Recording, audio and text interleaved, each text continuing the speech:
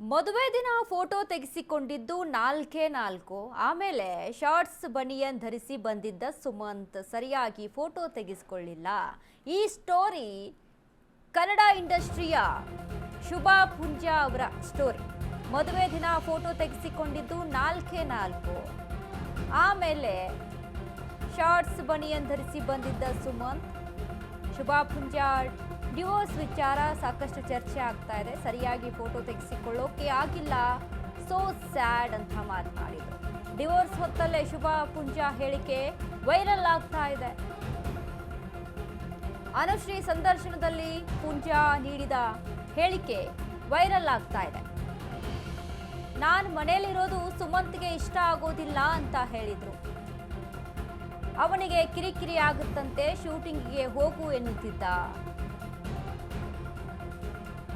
ಹೀಗಾಗಿ ನನಗೆ ಮದುವೆ ಆಗಿದ್ದೀನಿ ಅಂತ ಅನಿಸುತ್ತಿರಲಿಲ್ಲ. ಹೊಸ ಚರ್ಚೆ ಹುಟ್ಟು ಹಾಕಿದ ಶುಭಾ ಪುಂಜಾ ಆಡಿದ ಮಾತುಗಳು.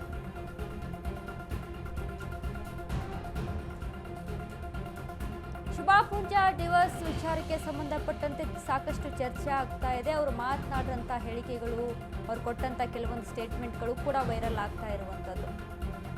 ಚೆನ್ನಾಗಿದ್ರು, ಲವ್ ಮ್ಯಾರೇಜ್ ಆಗಿತ್ತು, ಬಟ್ ಆದರೂ ಕೂಡ ಯಾಕೆ ಡಿವೋರ್ಸ್ ಆಯಿತು, ಇವರ ಮಧ್ಯೆ ಏನು ಮನಸ್ತಾಪಗಳಿತ್ತು, ಹೀಗೆ ನಾನಾ ಥರದ ಚರ್ಚೆಗಳಾಗ್ತಾ ಇತ್ತು. ಇದೀಗ ಡಿವೋರ್ಸ್ ಹೊತ್ತಲ್ಲಿ ಶುಭಾ ಪುಂಜಾ ಆಡಿದಂಥ ಮಾತುಗಳು ವೈರಲ್ ಆಗ್ತಾ ಇದೆ. ಶೂಟಿಂಗ್ ಸಡನ್ ಆಗಿ ತಮ್ಮ ಮದುವೆ ಫಿಕ್ಸ್ ಆಗಿದ್ದು 2 ದಿನಗಳ ಹಿಂದೆ ಮದುವೆಯಾಗುವುದಾಗಿ ನಿಶ್ಚಯ ಮಾಡಿದ್ರಂತೆ. ಸುಮಂತ್ ಹಾಗೂ ಶುಭಾ ಪುಂಜಾ ಮದುವೆ ದಿನಕ್ಕಾಗಿ ಸರಿಯಾಗಿ ಹೂಗಳು ಕೂಡ ಸಿಕ್ಕಿರಲಿಲ್ಲ ಎಂದಿದ್ದಾರೆ. ಇನ್ನು ಶುಭಾ ಪುಂಜಾ ಮದುವೆ ದಿನ ರೆಡಿಯಾಗಿ ಫೋಟೋ ತೆಗೆಸಿಕೊಂಡ್ರೆ 4 ಫೋಟೋ ತೆಗೆಸಿದ ನಂತರ ಸುಮಂತ್ ಅವರು ಶಾರ್ಟ್ಸ್ ಬನಿಯನ್ ಧರಿಸಿಕೊಂಡು ಬಂದಿದ್ರಂತೆ. ಸೋ ಸ್ಯಾಡ್ ಎಂದು ಶುಭಾ ಪುಂಜಾ ಅವರು ಅನುಶ್ರೀ ಜೊತೆಗಿನ ಸಂದರ್ಶನದಲ್ಲಿ ರಿವೀಲ್ ಮಾಡಿದ್ದಾರೆ ಈ ಒಂದು ವಿಚಾರವನ್ನ.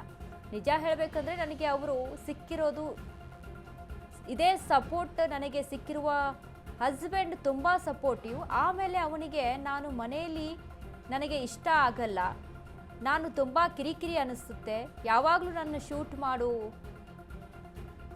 ಶೂಟಿಂಗ್ ಹೋಗು ಅಂತೆಲ್ಲ ಹೇಳ್ತಾ ಇದ್ರು ಅನ್ನುವಂಥ ವಿಚಾರಗಳನ್ನು ಬಿಚ್ಚಿಟ್ಟಿದ್ದಾರೆ.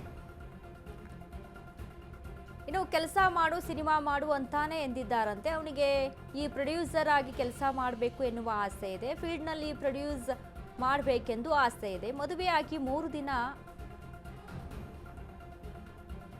5 ಆಗಿದ್ದರೇನು, ಹೋಗು ಶೂಟಿಂಗ್ ಮಾಡು ಎಂತ ಇದ್ರು. ಹೀಗೆ ಅಂದರೆ ಮನೇಲಿ ಇರಬೇಡ ಅನ್ನುವಂಥ ವಿಚಾರ. ಅಂದರೆ ಶೂಟಿಂಗ್ ಹೋಗು, ಮನೇಲಿ ಹಾಕಿರ್ತೀಯ. ಈಗ ಕೆಲವೊಂದಿಷ್ಟು ಹಸ್ಬೆಂಡ್ ಆ್ಯಂಡ್ ವೈಫ್ ಅಂತ ಅಂದಾಗ ಒಂದಿಷ್ಟು ಅಡ್ಜಸ್ಟ್ಮೆಂಟ್ಗಳಿರುತ್ತೆ. ಬಟ್ ಆ ವಿಚಾರದಲ್ಲಿ ಆಗಿರ್ಬೋದು, ಅಥವಾ ಲೈಫ್ ಲೀಡಿಂಗ್ ವಿಚಾರದಲ್ಲಿ ಆಗಿರ್ಬೋದು, ಹೀಗೆ ಕೆಲವೊಂದಿಷ್ಟು ಚರ್ಚೆಗಳು ನಡೀತಾ ಇತ್ತು.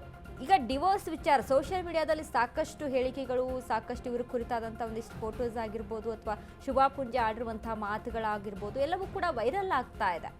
ಅಂದರೆ ಯಾವ ಕಾರಣಕ್ಕೆ ಇಬ್ಬರು ಮಧ್ಯೆ ಡಿವೋರ್ಸ್ ಆಯಿತು ಅನ್ನುವಂಥ ವಿಚಾರದಲ್ಲಿ ನಾನಾ ಥರದಂಥ ಚರ್ಚೆಗಳು. ಈಗ ಸೆಲೆಬ್ರಿಟಿ ಅಂತ ಅಂದಾಗ ಯಾರ್ಯಾರು ಅವರಿಗೆ ಊಹಿಸ್ಕೊಂಡಂಥ ಒಂದಿಷ್ಟು ಸ್ಟೇಟ್ಮೆಂಟ್ಗಳನ್ನು ಕೊಡ್ತಾ ಇರ್ತಾರೆ. ನಾನಾ ಥರದ ಸೋಷಿಯಲ್ ಮೀಡಿಯಾದಲ್ಲಿ ಎಲ್ಲಿ ನೋಡಿದ್ರು ಕೂಡ ವಿಡಿಯೋಗಳಾಗಿರ್ಬೋದು, ಒಂದಿಷ್ಟು ಪೋಸ್ಟ್ಗಳಾಗಿರ್ಬೋದು, ಹೀಗೆ ಅವರ ಫ್ಯಾನ್ಸ್ಗಳು ಕೂಡ ಪೋಸ್ಟ್ ಮಾಡ್ತಾ ಇರುವಂಥದ್ದು. ಬಟ್ ಶುಭಾ ಪುಂಜಾ ವಿಚಾರಕ್ಕೆ ಸಂಬಂಧಪಟ್ಟಂತೆ ಹೊರಗಡೆ ಇರುವಂಥ ಟಾಕ್ಸ್ಗಳನ್ನ ಕೂಡ ನಾವು ನೋಡಿದ್ದೀವಿ. ಅಂದರೆ ತುಂಬ ಒಳ್ಳೆಯ ಹುಡುಗಿ, ಅಥವಾ ಒಂದು ರೀತಿಯಾಗಿ ಮಗುವಿನ ಥರ ಒಂದು ನಡ್ಕೊಳ್ಳುವಂಥ ಹುಡುಗಿ, ಈ ರೀತಿಯಾಗಿ ತುಂಬ ಮುಗ್ಧತೆ ಇರುವಂಥ ಹುಡುಗಿ ಅಂತ ಈ ರೀತಿಯಾಗೆಲ್ಲ ಚರ್ಚೆ ಆಗ್ತಾ ಇತ್ತು.